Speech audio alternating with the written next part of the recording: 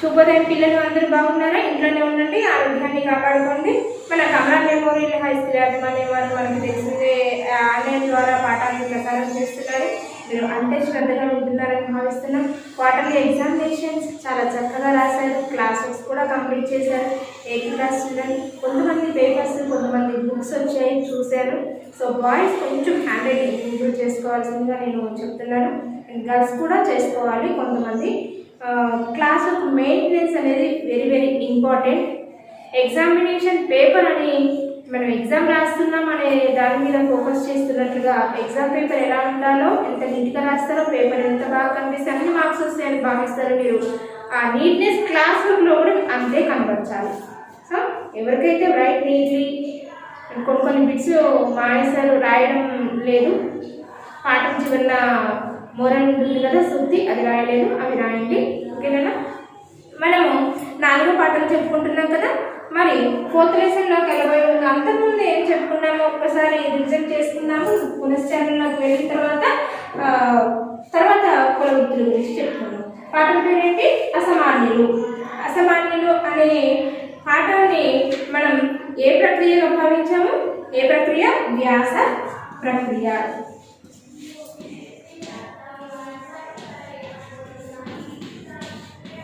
వ్యాస ప్రక్రియ. ఈ వ్యాస ప్రక్రియలో ఒక్కొక్క కుల వృత్తి గురించి మనకి వాళ్ళ పడుతున్నటువంటి శ్రమ గురించి, వాళ్ళ యొక్క శ్రమని సౌందర్యవంతంగా, వాళ్ళ పడినటువంటి కష్టం, వాళ్ళ త్యాగాన్ని మనకి చక్కగా వివరించడం జరిగింది. ఇందులో భాగంగానే టెక్స్ట్ బుక్ పేజ్ నెంబర్ 34, 35 చూసుకోండి. ఈరోజు ముందుగా పాఠంలోకి వెళ్ళబోయే ముందు పాఠ్య పుస్తకం, క్లాస్ వర్క్, పెన్, పెన్సిల్ తీసి రెడీగా పెట్టుకోండి. పాఠంలోనే వ్యాకరణ అంశాలు వస్తాయి, అవి అండర్లైన్ చేపిస్తాను. అలాగే ఏంటంటే మీరు ఆబ్జెక్టివ్స్ కూడా నేర్చుకుంటారు అని మీకు వివరంగా చెప్పడం జరుగుతుంది. సో అది మీరు ఫాలో అవ్వండి. అసామాన్యులో మనము నిన్న ఇనుము తయారు చేసే వాళ్ళ గురించి చెప్పుకున్నాం కదా. మరి ఆ ఇనుప వస్తువులు మనకి అంత చక్కగా తయారవుతున్నాయంటే ఎవరి యొక్క శ్రమ అనేది దాగి ఉంది? నిత్యం వాళ్ళు ఇనుప వస్తువులు, ఇనుము నిత్యం కూడా సావాసం చేసే కమ్మరులు తమ యొక్క శ్రమను, నైపుణ్యాన్ని సమాజం కోసం త్యాగం చేస్తున్నారు. మనకి వాళ్ళు తయారు చేసేవేంటి? కొడవలి, గడ్డపార, అలాగే రైతు పొలం దున్నడానికి ఉపయోగపడేది నాగలి కర్రు, ఇలాంటివన్నీ కూడా. వీటితో పాటు బండి చక్రము గిర్ర, బండి చక్రం, మరి బండి నడుస్తుంది, బండి నడవడానికి కారణం 2 ఎద్దులు లాగుతూ తీసుకువెళ్తున్నాయి ఆ చక్రాలు. ఆ చక్రం మరి పడిపోకుండా ఉండడానికి ఒక గిర్ర అనేది ఉండాలంటే ఇంత ఇనుప ముక్క అనేది ఉండాలి, మేకులాగా ఉంటుంది. సో అలా అవి వాళ్ళు తయారు చేస్తారు. ఏదో ఒకటి ఇనుప సుఖ తీసుకెళ్ళి అందులో పెడితే కాదు కదా, ఎప్పటికీ నిలిచి ఉండేలాగా, ఎప్పటికీ పాడవకుండా ఎప్పటికీ ఉండాలి అని వాళ్ళు మంచి నైపుణ్యంతో దాన్ని కాల్చి, దాన్ని సుత్తితో కొట్టి, పదునుగా చేసి గిర్రని తయారు చేస్తారు. ఇది ఒక గొప్ప, వాళ్ళు చేసేటటువంటి పని ఇంజనీరింగ్ ప్రక్రియతోటి సమానమైనది. వాళ్ళు ఆ కనకనా మండుతున్నటువంటి మంటను, వేడిని అంతా భరిస్తూ కూడా ఆ ఇనుము వంగాలి అంటే కాల్చాలి కొలిమిలో పెట్టి. ఆ కొలిమి మండాలి అంటే కనకనాన్ని బాగా ఎర్రటి నిపుణులతోటి బాగా మండాలి. మరి ఆ వేడి తన శరీరానికి కూడా తాకుతుంది, అక్కడే ఉంటాడు కాబట్టి. మళ్ళీ దాన్ని బయటకు తీసినప్పుడు దాన్ని పట్టుకొని కొట్టాలి. చూడండి, చిత్రంలో ఇచ్చాడు ఇక్కడ. ఆ ఇనుప వస్తువు ఎలా ఉంది చూడండి, ఇక్కడ ఎలా ఉంది చూసారు? అది ఇనుప వస్తువు అనమాట. అది కొలుములో పెట్టి కాల్చడం వల్ల ఎర్రగా కనిపిస్తుంది, నిప్పులాగా తయారైంది. అలా మండినటువంటి ఇనుముని శుద్ధితో కొట్టడం వల్ల మన ఆధీనంలోనికి వస్తుంది. అలా కొట్టడం వల్ల మనం అనుకున్నటువంటి ఆకృతుల్లోకి తయారు చేయవచ్చు. మరి ఈరోజు వేరే కుల వృత్తుల గురించి చెప్పుకుందాం. అందులో భాగంగా ఆడపిల్లల కంటే నగలని ఇష్టము, నగలు కూడా ఎలా తయారవుతాయి, మరి వాళ్ళు పడుతున్నటువంటి కష్టం ఏంటి అనేది నిన్న చక్కగా నేర్చుకున్నాం కదా. పెట్టుకొని అలంకరించుకొని ఆనందపడలేం కదా. ఇది వెనకాల ఎంత శ్రమ దాగి ఉంది, ఎంత కష్టపడ్డారు. ఆ కష్టం యొక్క ఫలితమే మనం సుఖంగా, సంతోషంగా అందరి ముందు అందంగా కనపడగలుగుతున్నామని ఆలోచించాలి. ఎవరు ఆలోచిస్తున్నారన్నా అలా ఎవరు ఆలోచించట్లేదని చెప్తున్నారు. చూడండి 34 పేజ్లో వచ్చేసి ఇక్కడ సెకండ్ పేరా నుంచి చూడండి. ఇక వడ్రంగుల పనితనాన్ని ఒకసారి చూద్దాం.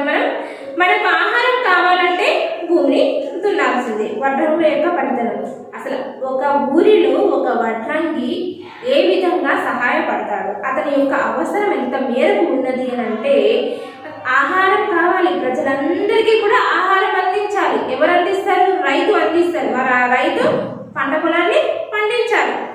పంటను పండించాలంటే భూమిని దున్నాల్సిందే. అంటే అందుకు ప్రధాన సాధన నాగలి. ప్రధాన సాధనం అని అండర్లైన్ చేసుకోండి. ప్రధాన సాధనం అంటే ముఖ్యమైనటువంటి పనిముట్టు వస్తువు అని నాగలి.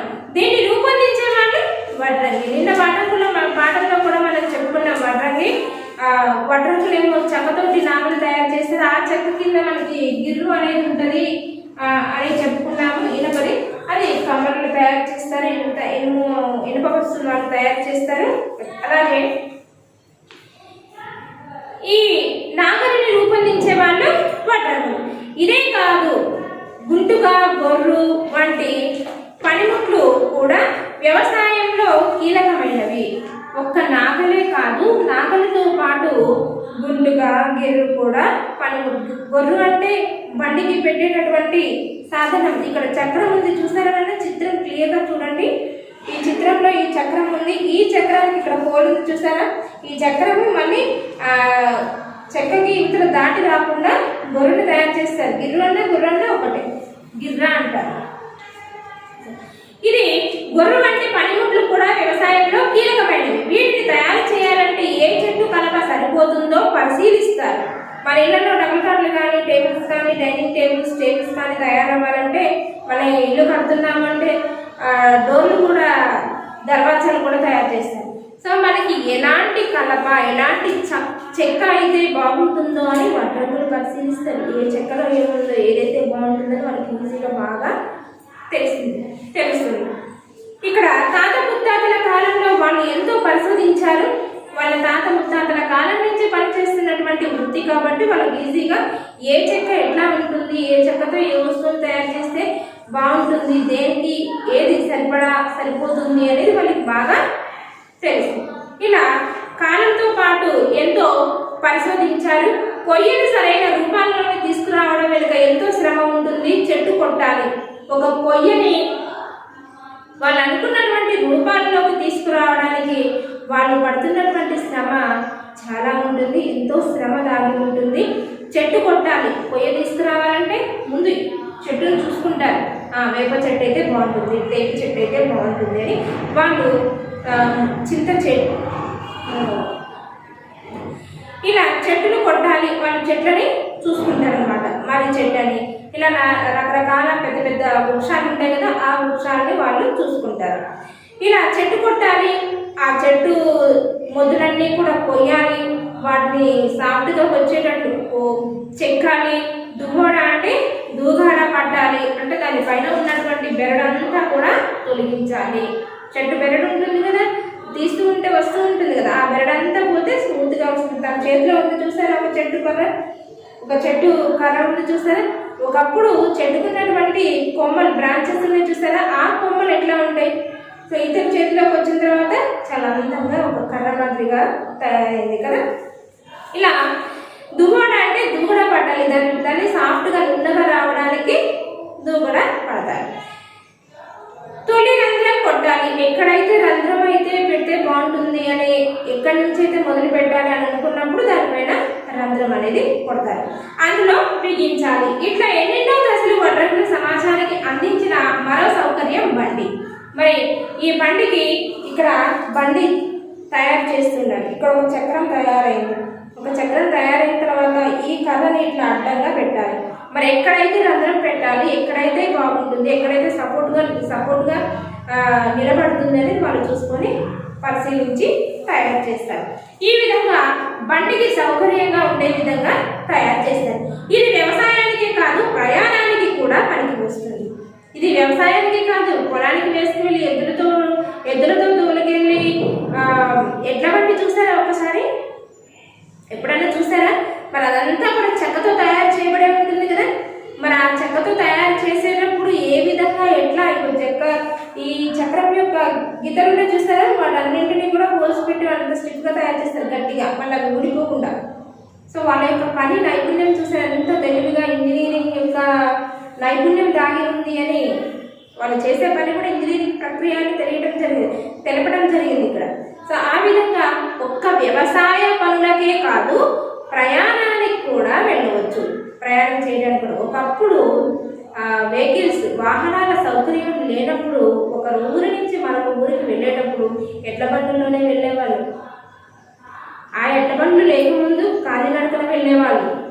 ఇప్పుడు ఎడ్ల బండ్లు వచ్చిన తర్వాత ఎడ్ల బండ్లు పైన వెళ్ళేవాళ్ళు. ఆ ఎడ్ల బండ్ల తర్వాత ఈ సైకిల్ తర్వాత స్కూటర్, ఇట్లా ఒక్కొక్క వాహనం అనేది మనకి జనరేషన్ పెరిగే కొద్దీ కూడా వాహనాలు కూడా పెరిగాయి అట్లా.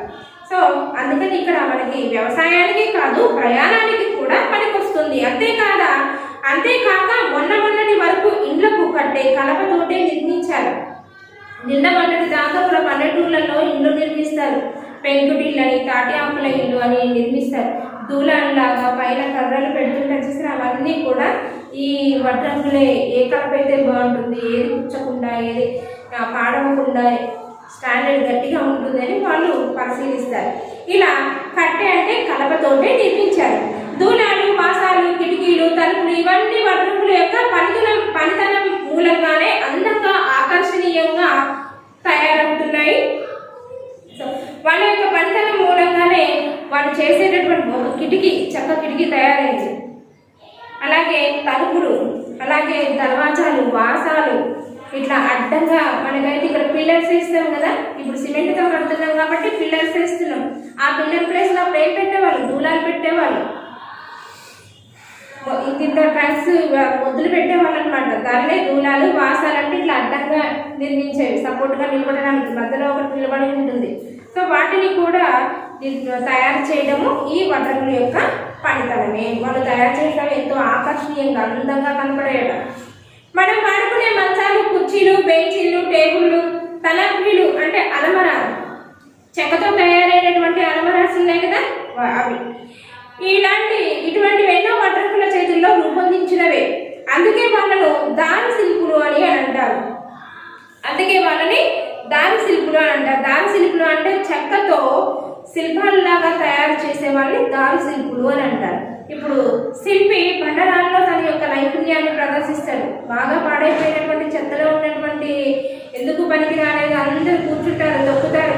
ఆ బండరాయిని తీసుకొచ్చి పక్కన పెట్టి దాంట్లో అంత చక్కని దేవతామూర్తి యొక్క విగ్రహాన్ని తయారు చేస్తారు. అప్పుడు ఏం చేస్తారు, మొన్నటిదాకా తొక్కిన రాయి, కూర్చున్న రాయి, అన్నిటికీ ఉపయోగపడిన రాయి, ఇప్పుడు ఆ రాయిని మొక్కుతారు. సో అంటే శిల్పి యొక్క నైపుణ్యం ఆ శిల్పంలో కనిపిస్తుంది. ఇక్కడ వడ్రంగి కూడా దారు శిల్పులు అంటారు. దారు అంటే ఇక్కడ చెక్క అని, అందుకని చెక్కతో శిల్పములు తయారు చేసేవాళ్ళు అని వడ్రంగుల్ని భావించేవారు, పిలవడం జరిగేది. అండర్లైన్ చేసుకోండి. దారు శిల్పులు అంటే దారు శిల్పులు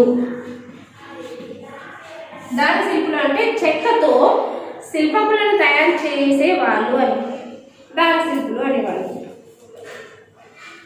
ఇవన్నీ మనం డబ్బుతో కొనుక్కుంటే వస్తున్నాయని అనుకుంటాం. ఇవన్నీ అయితే తయారు చేసి షాపుల్లో పెడతారు. సోఫాలు కానీ, బెంచెస్ కానీ, డైనింగ్ టేబుల్స్ కానీ ఇవన్నీ కూడా మనకి ఇప్పుడు ఫ్యాన్స్ మీద చెక్కతో కూడా అడ్డు తీసేవి, ఇవన్నీ కూడా గెరట్లు వస్తున్నాయి కదా, అవన్నీ కూడా వడ్రంగుల యొక్క పనితనం. సో ఇవన్నీ కూడా మనం కొనుక్కుంటే వస్తాయి కదా అనుకుంటాం, కానీ కొనుక్కోవడానికి ఎక్కడి నుంచి వస్తున్నాయి, వడ్రంగుల యొక్క పనితనం వల్ల మనకి దొరుకుతున్నాయి. అయితే వీటిని తయారు చేసేటప్పుడే కూడా ఎవరైనా కొనుక్కునేది, మనం తయారై వచ్చినప్పుడే కదా మనం కొనుక్కునేది. వాళ్ళు తయారు చేసి మనకి షాపులకు పోయింది మనం కొనుక్కోగలమా, కొనుక్కోలేము. కాబట్టి ఇక్కడ ఈ వడ్రంగు వాళ్ళ యొక్క పనితనం అనేది మనకు కనిపిస్తుంది. ఇప్పుడు ఎగ్జాంపుల్ మీ ఇళ్ళలో చూసుకోండి, ఒక్క వస్తువైన వడ్రంగు వాళ్ళు తయారు చేసిన వస్తువు ఉందా లేదా, అన్నీ చాలా వరకు కూడా వడ్రంగులు తయారు చేసిన వస్తువులు ఉంటాయి మన ఇంట్లో. సో ఇంటి సామాగ్రి, వస్తు సామాగ్రి, వ్యవసాయ సామాగ్రి వంటివి చూస్తున్నప్పుడు వడ్రంగులను తలుచుకోవడం మన ధర్మం. ఇంట్లో ఏదైనా సామాగ్రి ఉన్నాయంటే, ఈవెన్ ఇప్పుడు కూడా మనకి టీవీ పెట్టుకోవడానికి షోకేస్, అలమరా లాంటిది మనం బుక్ చేసుకుంటాము, బయట తీసుకుంటాము.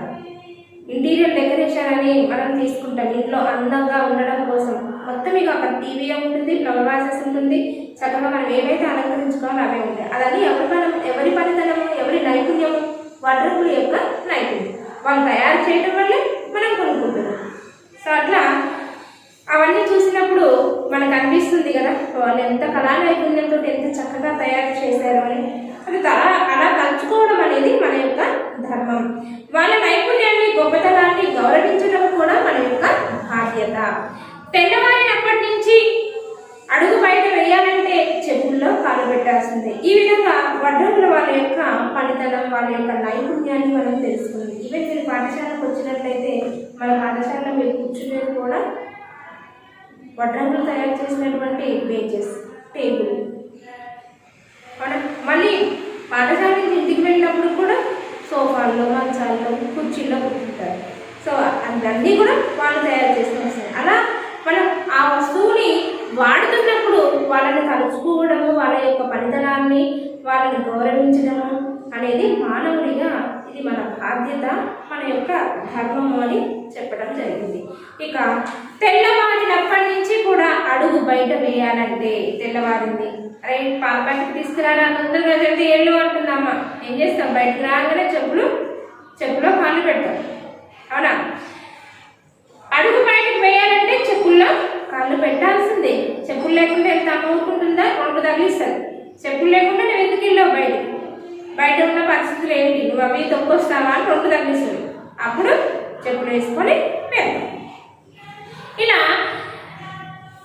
చెప్పులను చరిత్రను తలుచుకుంటే మనకి ఆవేదన, అంత అందమైన రకరకాల చెప్పులు మన కాళ్ళకి అందాన్ని ఇస్తున్నాయి, శృతి మెత్తదనాన్ని ఇస్తున్నాయి. అంటే అవి ఎలా తయారవుతున్నాయి, అసలు అంత చక్కగా తయారు చేస్తున్నారు, వాళ్ళు పడేటటువంటి కష్టం ఎట్లా ఉంది, వాళ్ళ శ్రమ ఎలా ఉందనేది లోతుగా పోయి ఆలోచిస్తే మనకు కొంచెం ఆవేదనగా ఉంటుంది, కాస్త ఆశ్చర్యంగా కూడా ఉంటుంది. అది ఎలాగో చూద్దాం. ఏదైనా జంతువు చనిపోతే దాన్ని చూసి దూరంగా వెళ్ళిపోతాం. ఏదైనా ఒక జంతువు చనిపోయింది అంటే దాన్ని చూసి బాగా ఆ కలేబరం నుంచి మనకి దుర్వాసన, బ్యాడ్ స్మెల్ వస్తుంది. ఆ దుర్వాసన భరించలేక అక్కడి నుంచి దూరంగా వెళ్ళిపోతాం సాధారణంగా అయితే, అవునా? కానీ చెప్పులు తయారు చేసే వాళ్ళు మాత్రం ఏం చేస్తారు? అక్కడికి వెళ్ళి ఆ వాసనని భరిస్తూనైనా సరే దాన్ని ముట్టుకొని దాని యొక్క తోలు తీస్తారు. అంటే చర్మం, తోలు అంటే చర్మం, ఆ జంతువు యొక్క చర్మాన్ని తీస్తారు. ఆ తోలు పని వల్ల ఆ జంతు చర్మాన్ని పొడుపుగా మలుస్తారు. మీరు చూసారా? పులి తోలు అని వింటారా? చిత్రాల్లో చూసారు కదా, శివుడు పులి తోలు కప్పుకొని కూర్చుంటారు అంట. శివుడు పటాన్ని చూడండి ఒకసారి, చక్కగా పులి చర్మాన్ని, పులి ఏ విధంగా అయితే ఉంటుందో అదే ఆకారంలో ఉన్నటువంటి చర్మాన్ని ఒలిచి ఉంటుంది, దానిపైన కూర్చుంటారు అనమాట. అట్లా ఎట్లయితే ఉందో ఆ జంతువు ఆకారం వచ్చే విధంగా ఒడుపుగా చాలా జాగ్రత్తగా ఆ చర్మాన్ని వలవడం జరుగుతుంది. ఇది ఎవరు చేస్తారు? చెప్పులు తయారు చేసే వాళ్ళలోనే తోలు పని వాళ్ళు, అంటే ఆ తోలుని ఒలిచే వాళ్ళు చేస్తారు. ఆ ఘట్టంలో ఆ ప్రక్రియ చేసేవాళ్ళు వాళ్ళు ఉంటారన్నమాట. చూడండి, అలా ఆ వాసనని భరిస్తూనే ఆ కలేబరాన్ని ముట్టుకొని ఆ చర్మపు ఒడుపుగా ఎక్కడప్పుడు బ్రేక్ అవ్వకుండా ఎట్లయితే ఉందో అలా ఒలుస్తూ ఉంటారు. దాన్ని మళ్ళీ ఏం చేస్తారు? శుభ్రంగా కడుగుతారు.